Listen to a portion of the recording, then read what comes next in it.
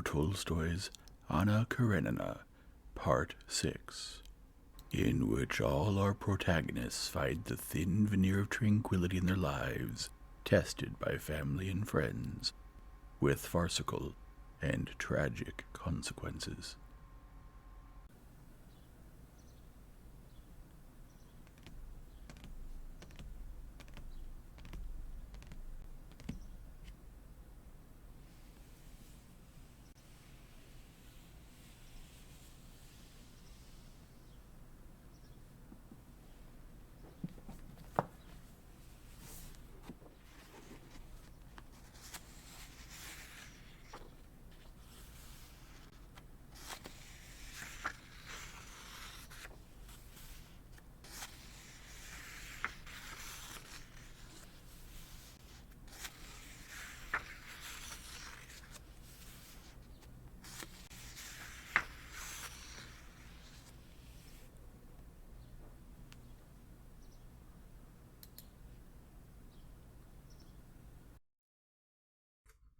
Chapter 1.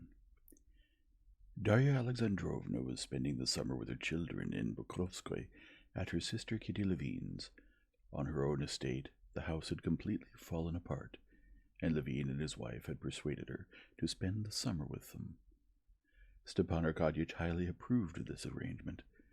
He said he was very sorry that his duties prevented him from spending the summer in the country with his family, which would have been the greatest happiness for him, and he remained in Moscow, occasionally going to the country for a day or two. Besides the Oblonskys, with all the children and the governess, the old princess also stayed with the Levines that summer, considering it her duty to look after her inexperienced daughter, who was in a certain condition. Besides that, Varenka, Kitty's friend from abroad, had kept her promise to visit Kitty when she was married, and was now her friend's guest. These were all relations and friends of Levine's wife, and though he loved them all, he slightly regretted his Levine world and order, which was smothered under this influx of the Shtcherbatsky element, as he kept saying to himself. Of his own relations, only Sergei Ivanovitch stayed with him that summer, but even he was a man not of Levine, but of the Koznishev stamp, so that the Levine spirit was completely annihilated. In Levine's long deserted house there were now so many people that almost all the rooms were occupied, and almost every day the old princess had to count them as they sat down at the table, and seat the 13th granddaughter or grandson at a separate table.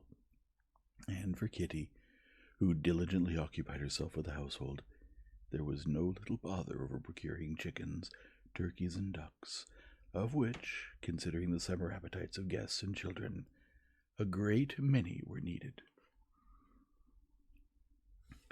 The whole family was sitting at dinner.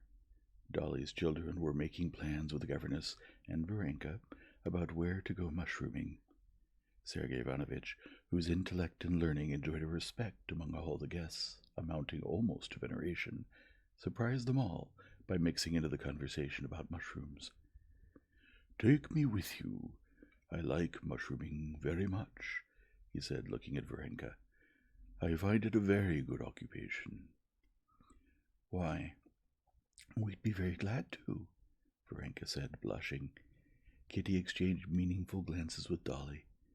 The suggestion of the learned and intelligent Sergei Ivanovitch that he go mushrooming with Varenka confirmed some of Kitty's surmises, which had occupied her very much of late.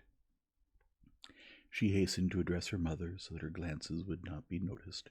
After dinner, Sergei Ivanovitch sat with his cup of coffee at the drawing-room window, continuing a conversation he and his brother had begun, and glancing towards the door through which the children, who were going mushrooming, were supposed to come.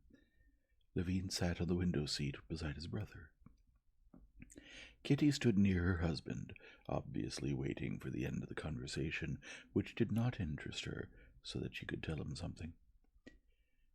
"You've changed in many ways since you got married, and for the better," said Sergei Ivanovitch, smiling at Kitty and obviously not much interested in the conversation they had begun. "But you've remained loyal to your passion for defending the most paradoxical themes." "Katya, it's not good for you to stand," her husband said to her, moving a chair over for her and giving her a meaningful look. Well, yes, and anyway, there's no time, Sergei Ivanovitch added, seeing the children run out. Ahead of them all came Tanya in her tight stockings, galloping sideways, waving her basket and Sergei Ivanovitch's hat, and running straight towards him. Having boldly run up to Sergei Ivanovitch, her eyes shining so like her father's beautiful eyes, she handed him his hat and made as if to put it on him, softening her liberty with a timid and tender smile. Varenka's waiting, she said, carefully putting the hat on his head, seeing by Sergei Ivanovitch's smile that it was allowed. Varenka stood in the doorway, having changed into a yellow cotton dress with a white kerchief tied on her head. Coming, Varvara Andreevna, said Sergei Ivanovitch, bringing his cup of coffee and putting his handkerchief and cigar case in his pocket. How lovely my Varenka is, isn't she? Kitty said to her husband, as soon as Sergei Ivanovitch got up. She said it so that Sergei Ivanovitch could hear her, which she obviously wanted. And how beautiful she is! How nobly beautiful! Varenka, Kitty shouted, will you be in the Millwood? We'll meet you there. You quite forget your condition, Kitty, the old princess said, hurrying out of the door. You mustn't shout like that. Varenka, hearing Kitty's voice and her mother's reprimand, quickly came up to her with a light step. Her quickness of movement, the color that suffused her animated face, all showed that something extraordinary was taking place in her. Kitty knew what this extraordinary thing was, and observed her closely. She had called Varenka now only so as to bless her mentally for the important event which, in Kitty's mind, was to take place after dinner today in the forest. Varenka, I'll be very happy if a certain thing happens, she said in a whisper, kissing her. And will you come with us? Varenka said to Levin, embarrassed and pretending not to have heard what had been said to her. I will, but only as far as the threshing floor, and I'll stay there. Now, what have you got to do there? Said Kitty. I must look over all the new wagons, and do some figures, said Levin. And where will you be? On the terrace.